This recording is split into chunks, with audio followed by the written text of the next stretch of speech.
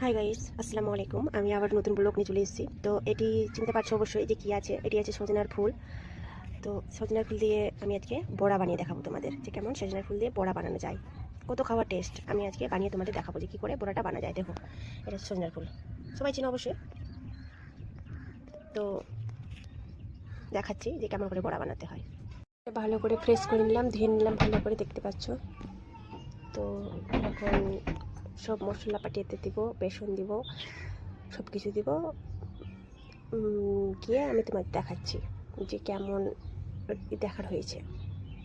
তো এখানে দেখো যে আমি কী কী মশলা দিচ্ছি। এখানে দিলাম মরিচের লঙ্কার গুঁড়ো, এখানে দিলাম জিরে ধনিয়ার গুঁড়ো, তারপরে একটু দিয়ে দিলাম হলুদ, তারপরে এখানে দিয়ে দিলাম চালের গুঁড়ো, আর তারপরে এখানে দিলাম বেসন।